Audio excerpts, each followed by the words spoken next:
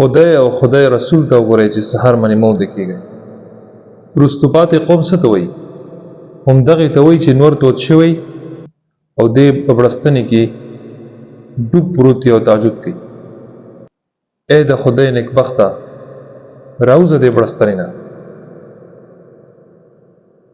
راوځه باته دې سوړي نه او اسپې په شا کېنه او اوځه په دې لمر په دې رڼا کې خپل روزګار پسې. او بیا چې خبره د سیاست او د ووټونو شي نو دې به نیغ بیا ولاړې چې ماله ووټونه راکوئ او زه یم قاید قیادت کوم. ته د څه شي قیادت کوې؟ ته صرف د خپل بړستنې قیادت کوې. قیادت د عربی لفظ دی، دا هغه انسان ته وایي چې هغه مخکې رواني. قائد چې کوم دی د مخکې رواني. لیډر د انګریزي لفظ دی، د دې مطلب دی لیډ کول، یو شي کې مخکې تلل.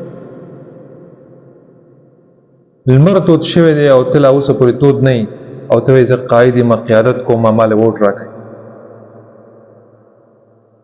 چنچڼې ویښې شوي دي، اشراق په ټایم کې ذکر یې کړ دی او خپل رزق پسې وتې دي او ته ځان ته قائد وایې. چنچڼې دا نښې دي. چنچڼې خو پرېږده، خر که تاسو کتلی که نه نو هغه هم سر باندې ډرقېږي، ډرقارې کوي، خپل رزق او خپل روزګار پسې پاڅېدلی. خنزیر پاڅېدلی سار باندې وختي کي او ځانه په ځنګل کې چې کوم دی ځای په ځای رزق لټوي او ته وایې چې زه قائد یم.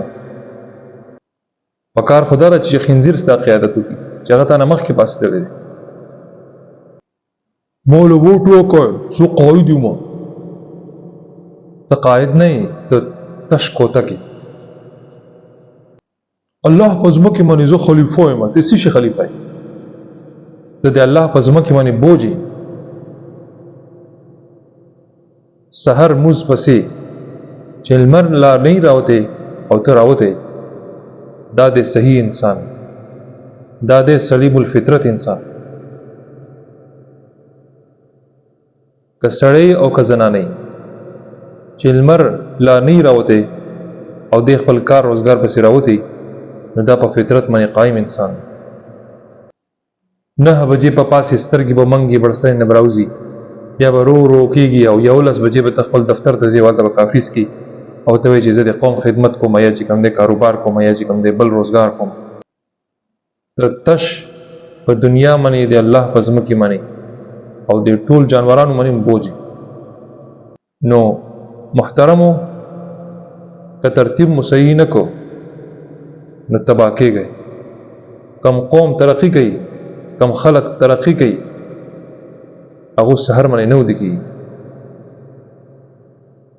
سحر اشراق نه واله تر زوال وخته پورې په دې کې چې تاسو وکړه چې هغه خپل روزګار پسې پاڅېدل دی او تود شوی دی نو پوه شه چې دی او د ده راتلونکي نسل او دا قوم ترقي کوي. هم صحت تباه، روزګار تباه، رستو پاتې خلک، بالمازه خلک، د الله په ځمکې باندې بوج.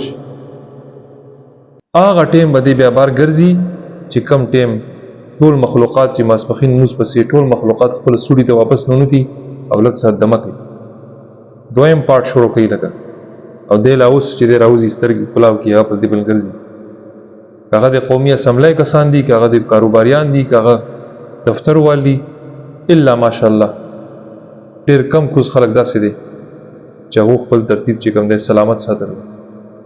نو نن نه دا اراده وکړئ چې سحر اشراق نه واخله تر زوال وخته پورې دې کې به مونږه عملی میدان ته کوزیږو او خپل کار وکړو.